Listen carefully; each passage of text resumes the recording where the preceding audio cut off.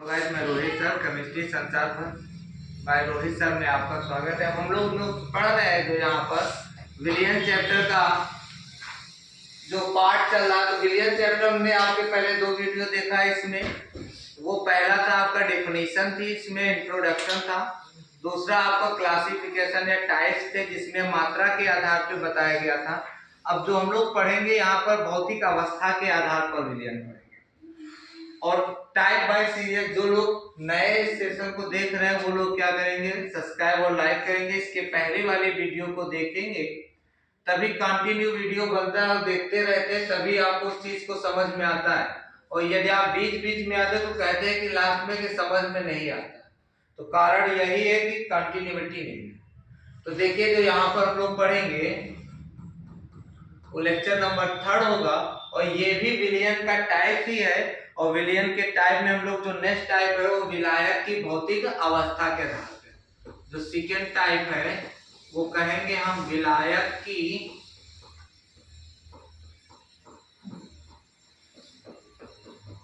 भौतिक अवस्था के आधार पर, अवस्था के आधार पर विलायक की भौतिक अवस्था के आधार पर on the basis of physical state of solvent, जिसको इंग्लिश में बोल सकते हैं on the basis of physical state of solvent. तो विलायक की भौतिक अवस्था के आधार। अब देखो मैंने यहाँ पर विलायक की भौतिक अवस्था क्यों लिया गया, क्योंकि इसके प्रीवियस आपने लेक्चर देखा तो उसमें दो चीजें बताई गई हैं।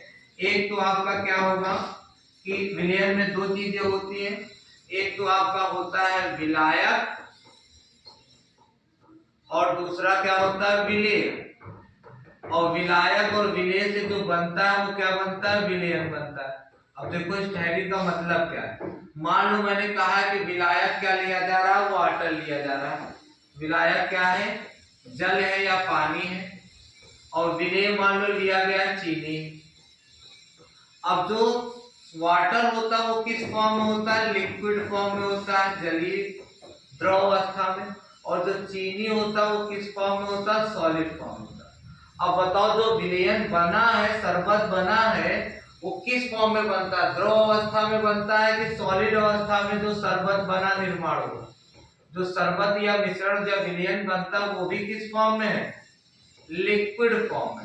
अर्थात जो बनने वाला विलयन होता है उसकी अवस्था किस पर निर्भर कर रही है, विलायक की अवस्था पर निर्भर करती है।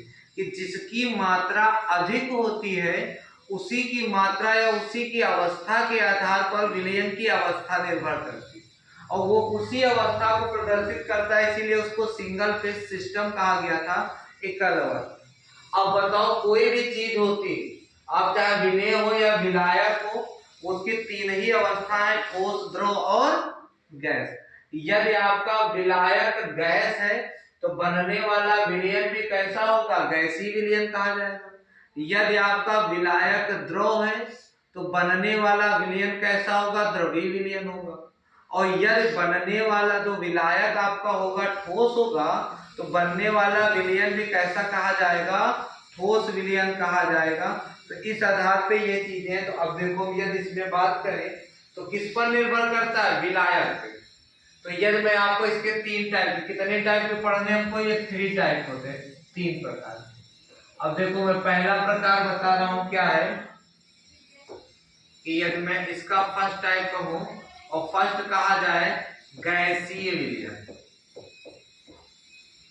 गैसीय विलयन, गैसियस सॉल्यूशन इसको बोलेंगे इंग्लिश में, गैसियस सॉल्यूशन है। अब देखो गैसीय विलयन, अब बताओ इस विलयन कैसा, गैसीय विलयन, और विलयन की अवस्था किस पर निर्भर करती है, विलायक। इससे हमें ये पता चल रहा है, इससे हम क्या कंक्लूजन निकाल सकते हैं कि कंक्लूजन ये बन रहा है कि जो हमारा विलायक होगा, दो चीजें होती हैं, एक विलायक और दूसरा विलेय। तो जो हमारा विलायक होगा वो किस अवस्था का होना चाहिए? जो विलायक होगा वो गैसीय अवस्था को होना चाहिए, गैस होनी चाहिए।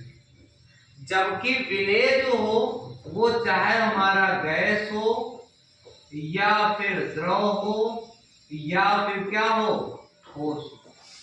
तो मैं कह सकता हूं कि ऐसा विलयन जिसमें विलायक गैस होता है तो वो बनने वाला विलयन गैसीय विलयन कहलाता है। ये आप डिफिनीशन में स्वयं लिखिए। नेक्स्ट देखो क्या है इसी का, जो दूसरा है, दूसरा कह सकते हैं ठोस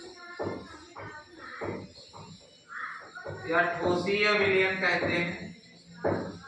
अब देखो ठोसीय विलयन में आप बता सकते हैं जिसको बोलते हैं सॉलिड सॉल्यूशन, सॉलिड सॉल्यूशन। अब बताओ इसमें आप क्या बताएंगे? अब आपको इतनी जानकारी हो रही है कि यदि मैं यहाँ पे पूछ लूं आपको कि विलायक कौन होगा और विलेय कौन होगा, तो बताओ हमें विलयन में कौन पता चलता है? विलायक की अवस्था के आधार पे है, तो यहाँ पर ठोस है, इसका मतलब विलायक क्या होगा हमारा?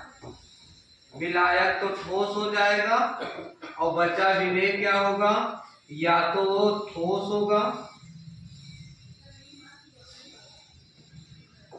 ठोस होगा या फिर वो गैस होगा, गैस होगा या फिर वो हमारा क्या होगा? द्रव होगा।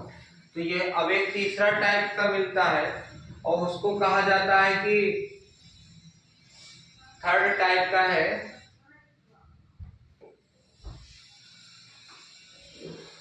तीसरा है द्रवीय विलयन।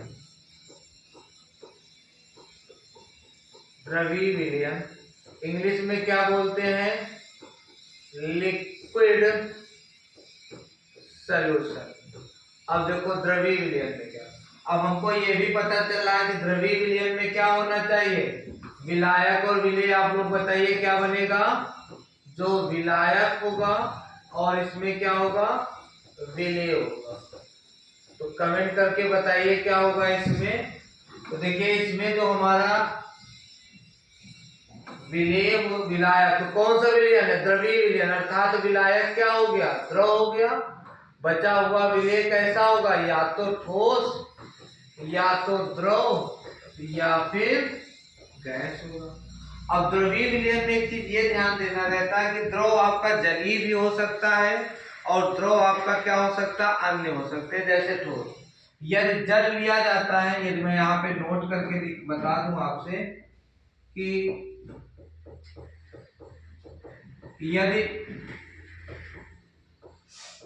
विलायक द्रव है, विलायक द्रव, तो हम उसको द्रवीय विलयन कह देते हैं, इसके नाम से भी जानते हैं।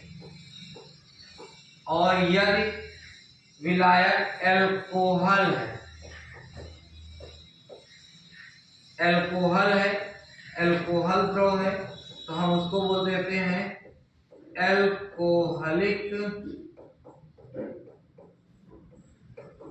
विलयन बोलते हैं, और एल्कोहलिक विलयन बोलते हैं। और यदि विलायक, और यदि अन्य विलायक है, अन्य विलायक द्रव है, अन्य द्रव है, तो उसको हम लोग अजलीय विलयन कहते हैं, अजलीय विलयन। तो ये हमारा दूसरे टाइप का प्रकार था कि हम लोग भौतिक अवस्था के आधार पे पढ़ रहे हो। किस भौतिक अवस्था? विलायक की तीन अवस्था के आधार पे, गैस, द्रव और ठोस के आधार पे। तो गैस यदि विलायक होगा तो गैसीय विलयन, ठोस यदि विलायक होगा तो ठोसीय विलयन, और द्रव यदि विलायक होगा तो द्रवीय विलयन होगा। तो ये हम लोगों का अवयव के आधार पे। अभी एक और हम लोगों का यहाँ पे मिलता है कि यदि दोनों की अवस्था देखी जाए, विलेय और विलायक, तो उसके लिए हम लोग नेक्स्ट टाइम देखेंगे, नेक्स्ट वीडियो में। तब तक के लिए धन्यवाद।